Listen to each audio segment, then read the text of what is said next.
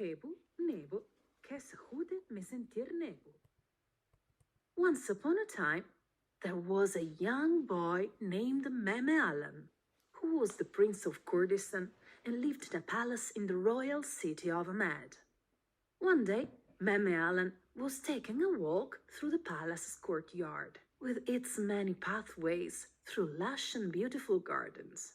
There were not many other children living in the palace, and Mem, how he was called by his parents, didn't have many friends his own age. So, on this outing, as on so many others before it, Mem was accompanied by his best friend, a white horse named Haspu. After an hour of wandering through the gardens, Mem sat down in his hammock and sighed. "Oh, my dear Haspu, if only there were some other kids to play with.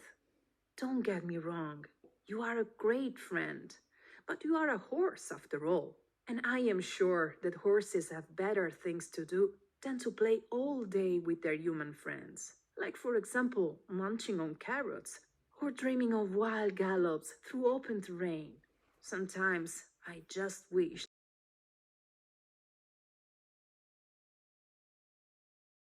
that I had a friend my age who could play all the things that kids just like to play, talk about things that all kids like to talk about, laugh about the same silly things, and just simply be kids." The warm air, the melodic buzzing of insects, and the gentle rocking of the hammock slowly and surely lulled Mem into a deep sleep. Even Haspu closed his eyes and began to sway drowsily as he napped where he stood. Horse and boy were sound asleep when a fairy, appeared from behind a pomegranate tree. Her wings beat slowly while she hovered over the dreaming prince. As she looked at his sleeping face, she felt the sorrow of the boy's loneliness and the pureness of his soul. The fairy's name was Sterbanu, and she was the youngest of 3 fairy sisters. Her older sisters were fond of teasing Sterbanu about her inability to do magic that really helps someone. But looking at Mehmed gave Sterbanu an idea. Helping this little boy would be a perfect way to show her sisters that she could perform selfless magic as well as them. With a twinkle in her eye, Sterbanu pointed her magic wand at Haspu and concentrated on sending a beam of fairy magic to the sleeping horse. Almost instantly, a pair of beautiful, white feathered wings sprouted from Haspu's back.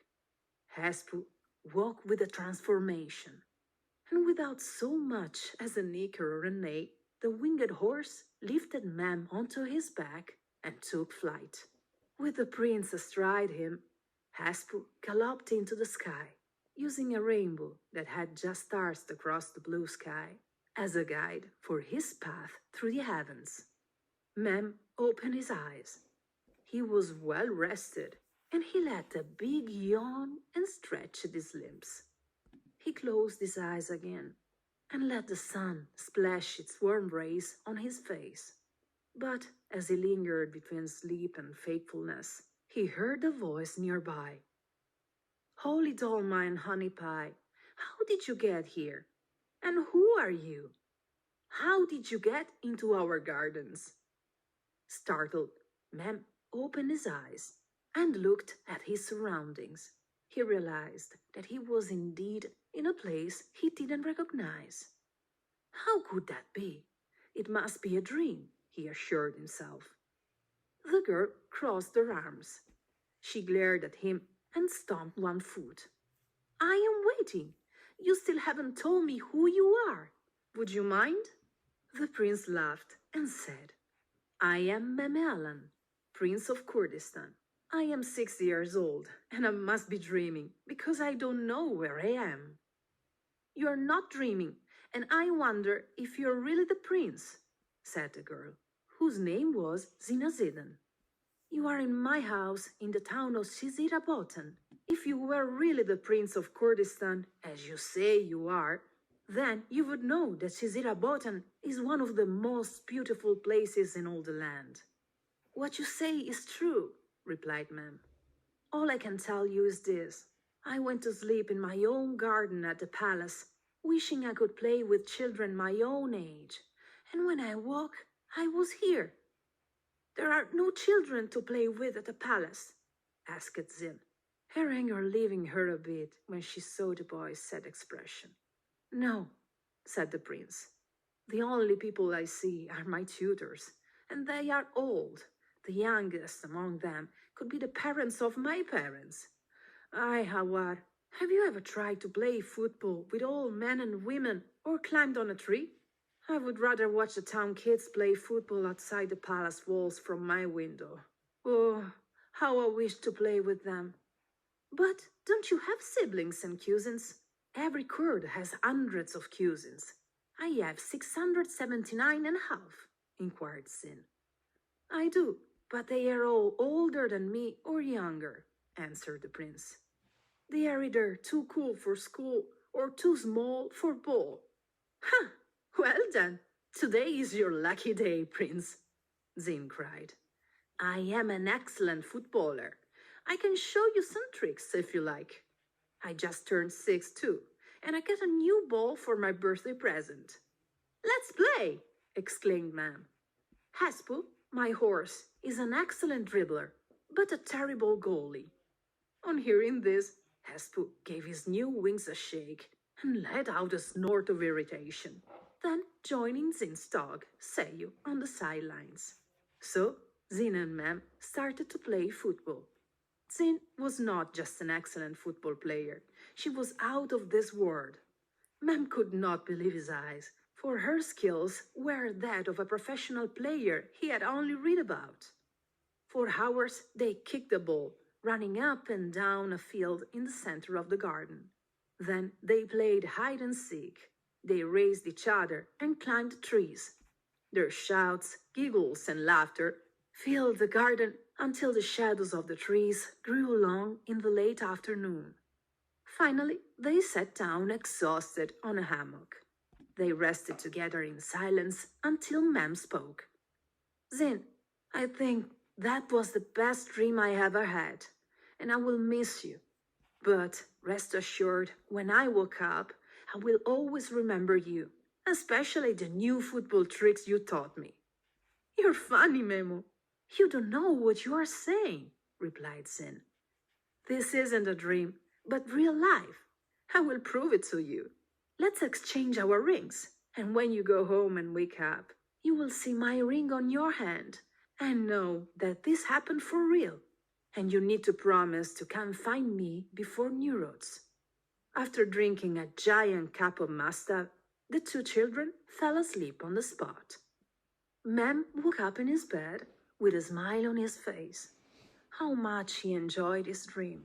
He hadn't had a dream that good in a long time. It felt so real that his feet ached from all the running and climbing. He chuckled and walked over to wash his face. When he put his hands into the water bowl, he saw a turquoise stone shining on his finger. Perplexed, he jumped back to take a second look at his hand. Holy Dolma and honey pie! He shouted. How is this possible? Zina Zidan's ring is on my hand. During a cozy garden lunch, Mem told his parents about the dream and the ring, and his new friend Zina Zidan from Sizirabotan. But he didn't know about her exact address. His parents listened to the tale and then gave their son a big hug and praised his imagination. But they assured him his journey and day of play was only a dream. How, after all, could he travel from Ahmedê to Cizir in one afternoon? Impossible, unless he used the magic of the Peris. But how could he know about this? He was only 6 years old. Frustrated that no one believed him and missing his new friend, Mem passed the next day in sorrow. Hoping to once again wake up and be with his friend Zin, Mem had confined himself to his bed. No matter how hard he wished, the magic that had transported him before was not working this time. Unable to watch their only son suffer so much, Mem's parents decided to call upon the Peris to repair the boy's broken heart. Usually, fairy magic was only to be used when Kurdistan needed protection from dark forces. But not only was Mem the mirror of Kurdistan and future Shah. The peace of a child's heart is as important as the peace of a kingdom. After 7 days, the Peri, Sterbanu, finally reappeared. She had agreed to once again use her magic skills to grow Hesper's wings back. She then told Mem Alan to climb up on Hesper's back and take the third exit on the right on the rainbow. With a smile on his face, Mem rode his winged horse into the sky. Mem and Hespu landed in front of a 2-story classical Kurdish house with a big blue door. The prince knocked. A woman and a man opened the door and kindly asked him who he was and what he wanted. When he said his name, a loud shriek echoed from inside the house. It was Zin screaming Mem Alan's name. "Oh, there you are," she said, who now ran to the door, pushing her parents aside. "What took you so long? Come on in. We have a lot to catch up on, and we surely have some dolma and honey pie for you." Everyone started laughing out loud. This reunion of Zina Zidan and Mem Alan sealed a friendship that lasted all their lives. A truth was revealed to the children that some adults sadly never learn. A best friend is a treasure that has no price, knows no borders, nor kingdoms. True friends do not need to look alike or be alike. Friends don't need to see one another every day, nor must they live in the same place. All they need is to carry each other in their hearts and in their minds. A true friend is born of magic, and when you found someone that makes you feel happy and serene, hold on to them.